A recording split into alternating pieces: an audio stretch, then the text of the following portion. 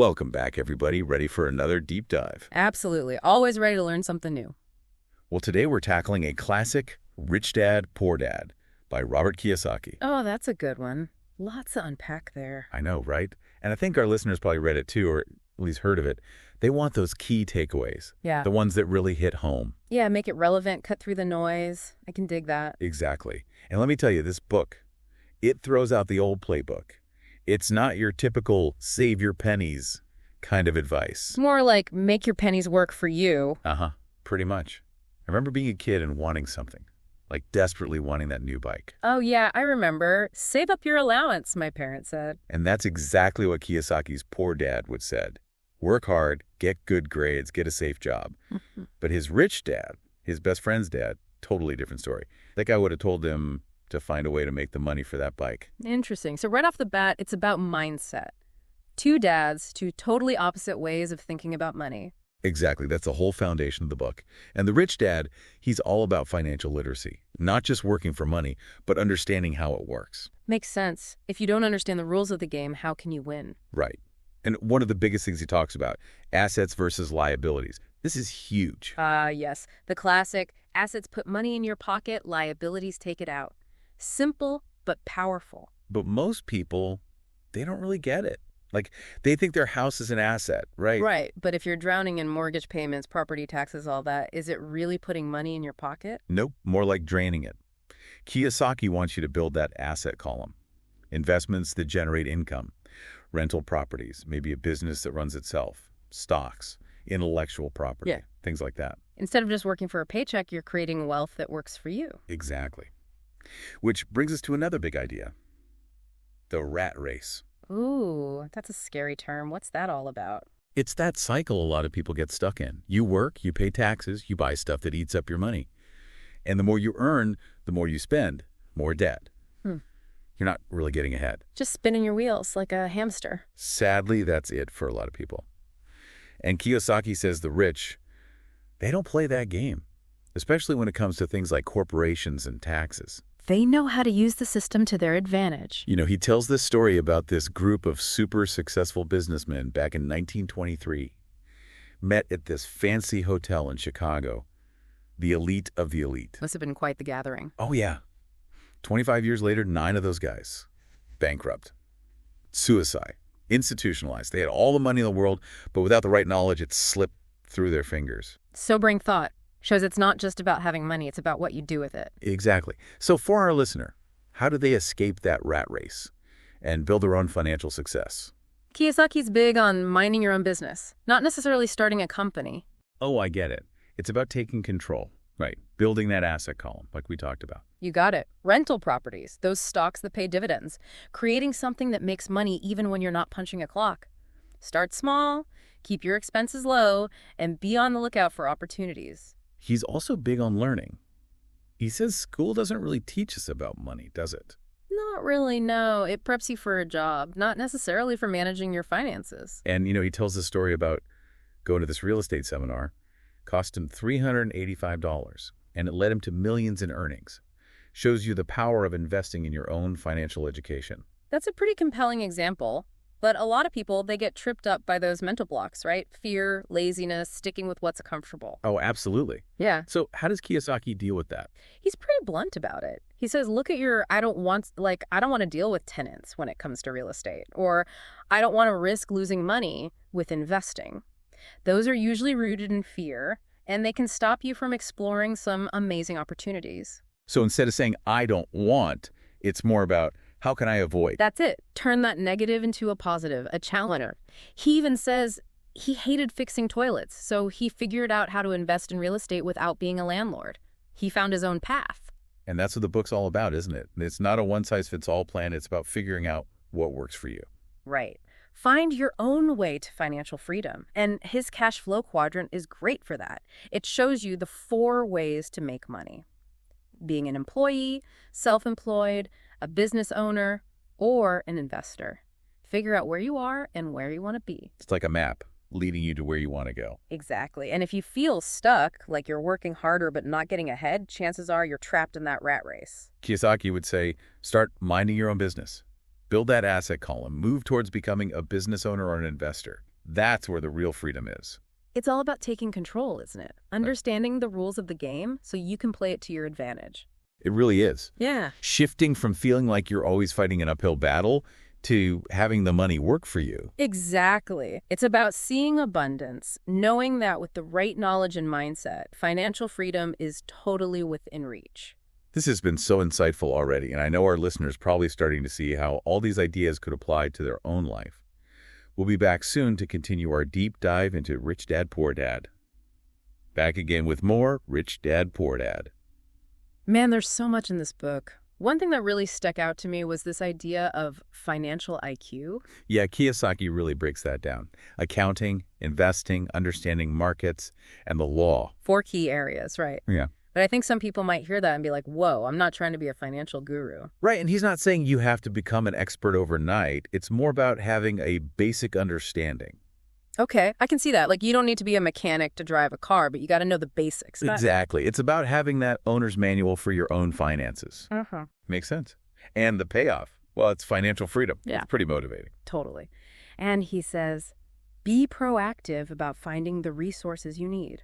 Books, seminars, mentors, whatever works for you. Take charge of your own financial education. You know, it's funny because he challenges how we think about education in general. He says, traditional schooling, it prepares you for a job, but not necessarily for success with money. He's got a point. You see people with all these fancy degrees struggling financially. They might be missing those core financial skills. So that's where working to learn comes in. Right. Yep.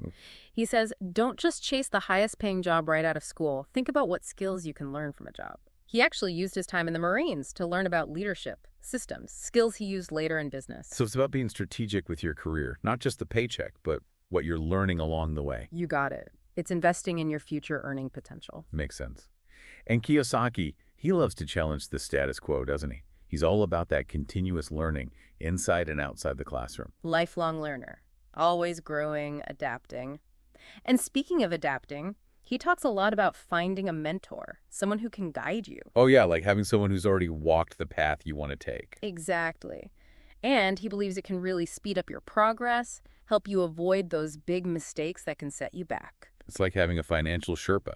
Yeah. Someone to help you navigate the terrain. Love that analogy. And, he even gives advice on how to find one. Really? Like what? He says, offer to work for free, maybe take them out for lunch, pick their brain, show them you're serious about learning from their experience. So it's not about begging for handouts. It's about building a relationship, mutual respect, genuine interest in learning. Exactly. Let's circle back to those I don't wants for a sec. Right. Kiyosaki actually thinks there's power in those statements. How so? We talked about how they can hold you back. Yeah, but he says they can also unlock creative solutions if you reframe them as, how can I avoid questions? Ooh, I see what you mean. Like instead of saying, I don't want to deal with tenants? You could ask, how can I invest in real estate without being a landlord? And that opens up a whole new set of possibilities, right? Totally. Maybe you look into REITs or real estate crowdfunding. It's amazing what a simple shift in thinking can do. Kiyosaki's all about busting those limiting beliefs. And I think fear is a big one for a lot of people, especially when it comes to money. Oh, for sure. But he says fear shouldn't paralyze you.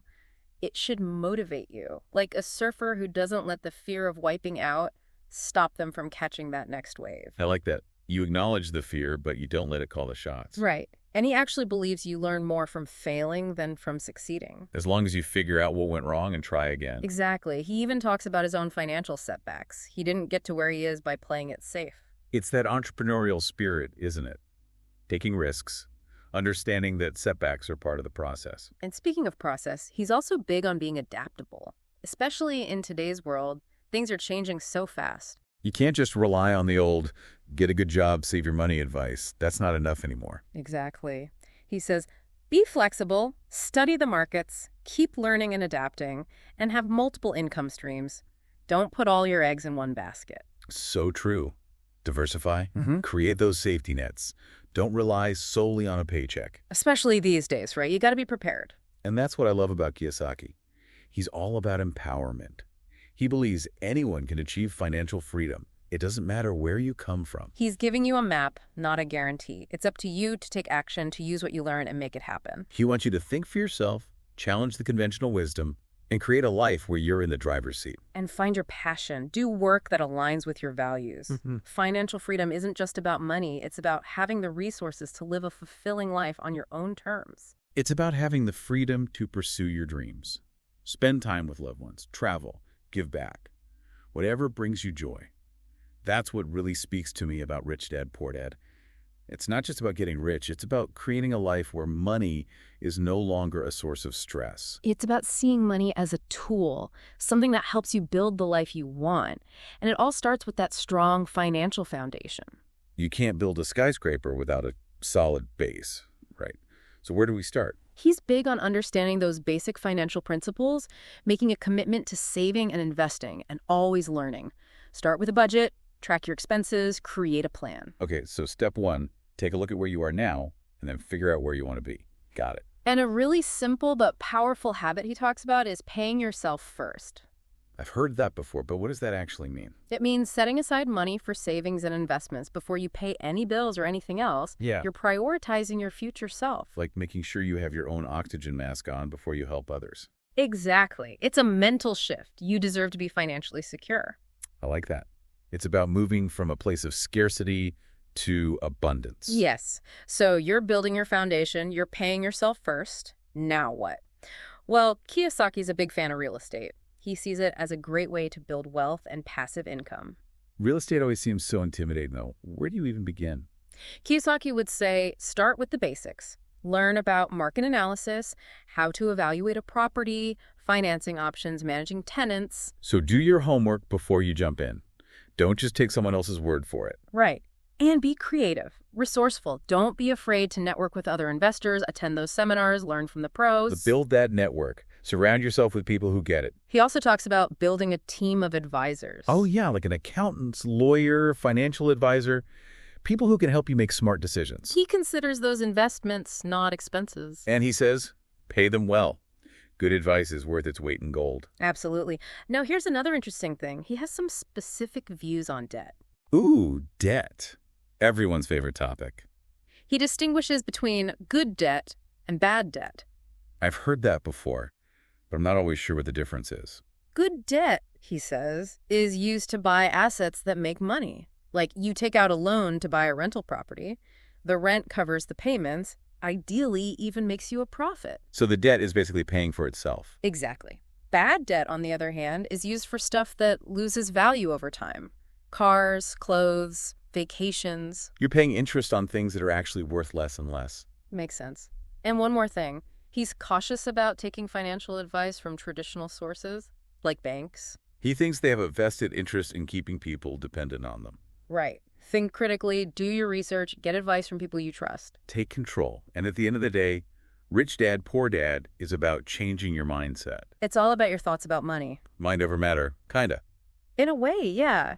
He says, shift from scarcity to abundance. Believe there's enough for everyone, and you can create wealth. Focus on the opportunities. Be grateful for what you have. Celebrate those wins. And build a strong network. Surround yourself with people who are on the same page. Go to events. Get involved in your community. So it's about building real relationships. Yeah. Not just using people to get ahead, but connecting with people who lift you up and challenge you to grow. Right. And Kiyosaki's also big on giving back. Find something you're passionate about. Contribute your time or resources. Create that cycle of abundance. It's about changing your whole relationship with money. It's not about hoarding it. It's about using it to create a better life for yourself and others. Empowering yourself to create a life of purpose and abundance. That's something I can get behind. We'll be back soon to wrap up our deep dive into Rich Dad, Poor Dad. In the meantime, start thinking about what you want to explore further. Welcome back to our deep dive into Rich Dad, Poor Dad. You know, one thing that really stands out to me is how Kiyosaki keeps hammering home this idea of action. It's not enough to just know this stuff. You got to actually do something. He's all about walking the walk. Remember that story, he and his friend Mike starting their first business as kids? Oh, yeah. The toothpaste factory. I love that It's story. a total counterfeiting operation. Right.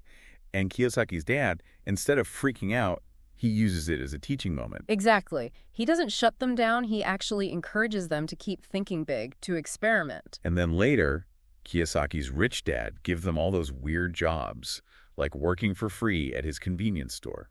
Seemed kind of cruel at the time, but it was about pushing them out of their comfort zones. Showing them that opportunities don't always come knocking on your door. Sometimes you got to create them. It's all about that work-to-learn mentality, Right. right? Not focused on the paycheck, but on the experience, the knowledge. And in the end, they figure out how to make money collecting comic books and starting a little lending library. So resourceful. They turn nothing into something. Shows you there are opportunities everywhere if you're willing to look. And Kiyosaki's big on that. Start small. You don't need some grand master plan. Just take action, learn as you go. Okay, so for our listener who's maybe feeling a little overwhelmed with all this, what's one thing they can do today, something practical?